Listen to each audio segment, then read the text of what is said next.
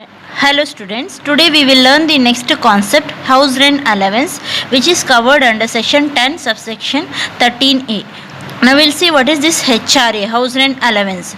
So house rent allowance is one of a allowance given to all the employees as a part of their salary. So allowance is nothing but it is a benefit given to employees in addition to their salary to meet the some expenditure connection to the services rendered by the employees.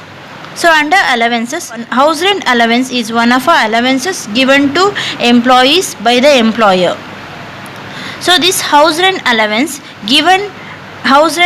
paid by the employer in order to help the employee to meet the expenditure incurred on payment of rent of his residential accommodation. So this house rent allowance HRA is given to employees, all the employees, as a part of their salary by the employer. So this house rent allowance HRA is given in order to help the employees to meet the expenditure relating to rent paid for their residential accommodation.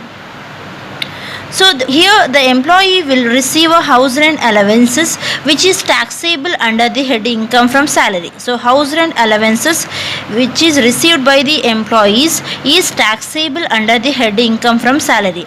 But the exemption, there are some exemption as per section 10 subsection 13a of our Income Tax Act. So this exemption can be applicable only for those employees who stays in a rented house or in a house not owned by them but pays rent regularly. So house rent allowance which is usually given to all the employees by the employer to meet the expenditure of a payment of rent on their residential accommodation, residential houses.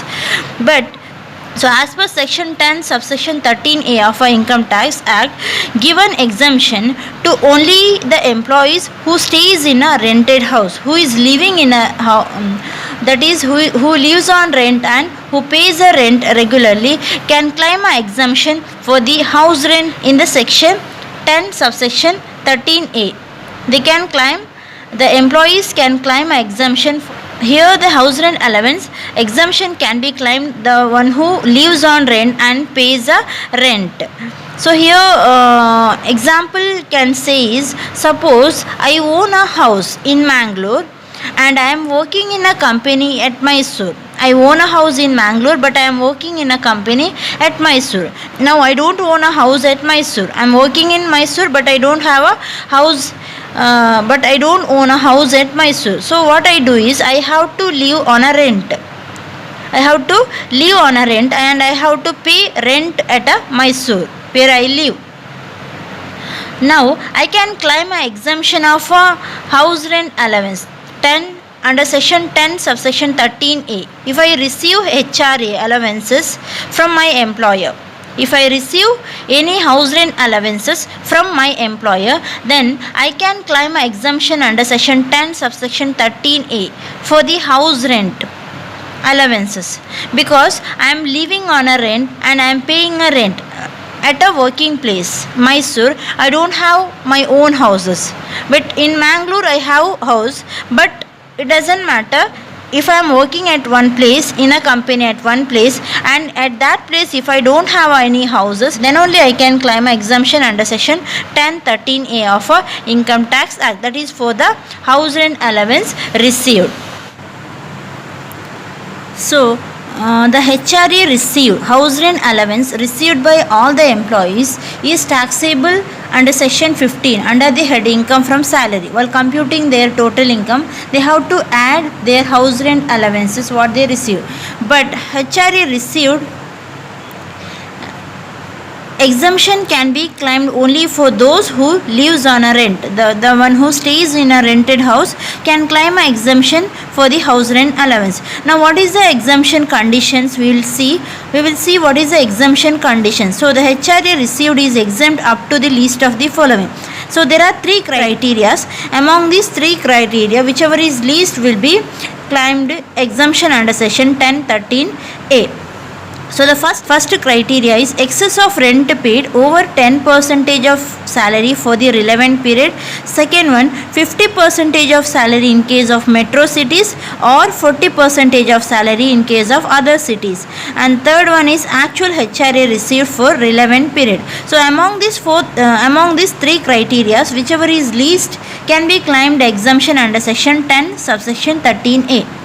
So now we'll see one by one. Excess of rent paid. So now here we have to take excess of rent paid over 10% of salary, means rent paid minus 10% of salary we have to take. So the employee what amount of rent paid for their rented house minus the 10% of salary we have to take.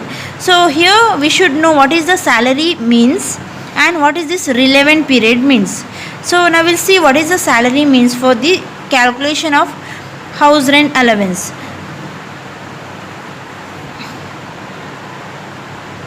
So for calculation of house rent allowance, salary means we have to take the same as we took for the employees not covered under Gratuity Act. That is nothing but we have to take salaries like basic salary, DADP if it consider for retirement benefit, commission if they give in the form of percentage. So that is what salary means. We have to take the salary same as we took for the employees not covered under Gratuity Act. So there we used to take basic salary plus DADP and commission if they give in the form of percentage. That is also we have to take for the relevant period. Relevant period. So what is this relevant period? Relevant period is nothing but the period of stay in a rented house during the year. Relevant period is nothing. Here the important point is relevant period. So the relevant period is nothing but stay in a rented house. Employee how many months will be staying in a rented house during the particular year. For example, I might have stayed in the rented house entire 12 months. In a particular year, I might have stayed entire 12 months, or I might have stayed only for 8 months in the rented house, or I might have stayed only for 9 months. So then after that probably I might have shifted to my own house. For 8 months or for 9 months I might be living on a rent. After that I might shift to my own house. So here we have to take only for how many months we have stayed in a rented house.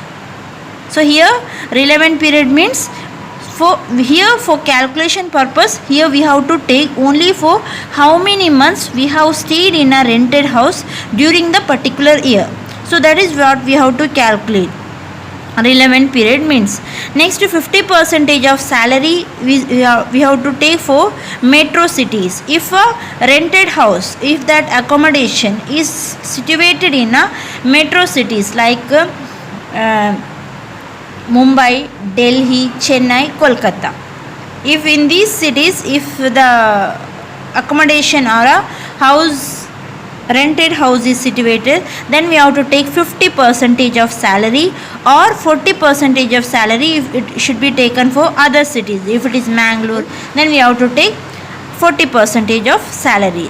And the third criteria is actual HRA received for relevant period. So what is the actual HRA received for that relevant period? So that we have to calculate under three criteria. Among this we have to take whichever is least is a exemption under section 10 subsection 13A. Now we'll see the format for computation of taxable HRA. So we have to draw three columns, that is for particulars and two amount column. So firstly we have to take the actual HRA received. So what is the house rent allowance received by the employee? That value we have to take. So here if an employee is living on a rent and pays a rent, then he can claim exemption under section 1013A. So actually the HRA received, it is fully taxable. To all the employees it is fully taxable. House rent allowance what they receive from the employer is fully taxable under the head income from salary. But the one who lives on a rent and pays a rent can claim exemption under section 10 subsection 13A. So With this condition, among this criteria, the least value will be exempt. So the first criteria is actual HRA received for the relevant period. So first we have to take what is the actual HRA received for the relevant period. So this is the allowance we have to take. First HRA we have to take, that is for 12 months actual HRA received. But this is the allowance we have to give exemption only for relevant period. That is for how many months an employee was staying in that rented house. So here actual HRA received we should take only for a period of stay in a rented house during the particular year. Next criteria, point number B, rent paid minus 10% of salary for the relevant period. Here also we have to take rent paid. What is the rent paid? This is the allowance he received, benefit or in addition to salary, what is the allowance he received. Next we have to compare with the rent paid. What is the rent paid for that rented house? Minus 10% of salary for the relevant period we have to take. Next 50% of salary for the relevant period if the accommodation is situated in Mumbai, Chennai, Delhi, Kolkata. In these cities, if an employee is rented house is situated, then we can claim 50% of salary, or if it is other cities, then we have to take 40% of salary. So we will get three criteria here. Among these three criteria, whichever is least is taken as exemption under section 10(13)(a). So the balance is a taxable HRA, taxable house rent allowances. So here there is no statutory limit given. There is no limit to claim exemption. So on that amount, as you see, the taxpayer, the one who is living on a rent, pays the rent and receives the house rent allowance from his employer, can claim exemption under section 10 subsection 13(a). So now we'll see the point to be noted. So what are the point to be noted? So the relevant period, that I already explained about relevant period. Relevant period means it is nothing but the number of months an employee was staying in a rented house during the year. It is a number of months. How many months an employee was staying in a rented house is taken as a relevant period. Then for the salary purpose, what is the meaning of salary for the purpose of house rent allowance? What all aspects should be included in the meaning of salary? So that we should know. So here salary means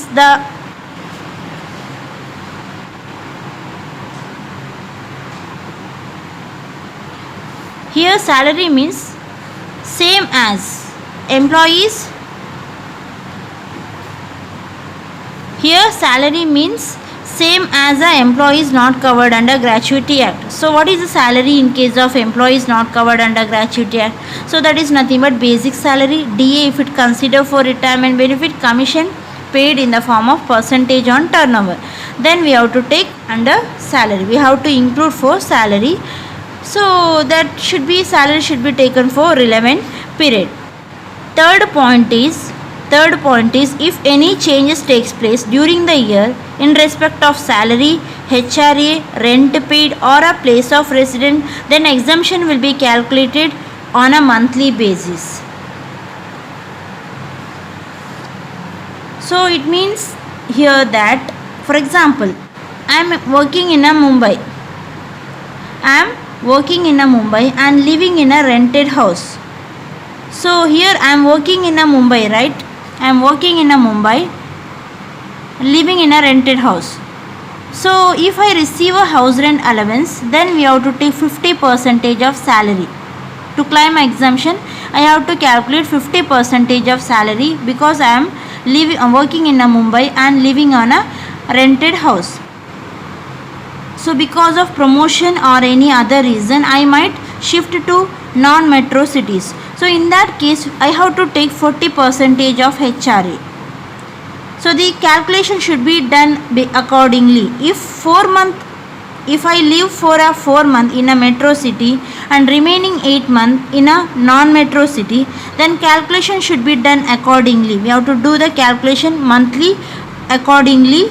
That is 50% I have to take for 4 months, that because I stayed in a rented house for a 4 months in Mumbai. That is why we have to take 50% for the 4 month and 40% for 8 month, because I have shifted to non-metro cities. So likewise I have to calculate the changes. If any changes takes place during the year in respect of, might be in the salary, or might be in HRA, or might be in the rent paid, or maybe the place of residence. So I given the example for the place of residence, the shifting in the residence. So then exemption should be calculated on the accordingly monthly basis. I have to calculate the exemption. The next last point is in case an employee is living in his own house. So here employee is living in his own house or is living in a house for which he is not paying any rent. So in such a case, if he receive a house rent allowance, then the full amount of house rent allowance is taxable. Clear? So in order to claim exemption under section 10 subsection 13a, an assessee or an employee should live on a rented house and he has to pay rent on his house. Then only he can claim exemption under section 10(13)(a). So if he own house and he is not paying any rent on his house, then no deduction, no exemption can be claimed. The full amount of HRA will be taxable. So this is about the house rent allowances concept.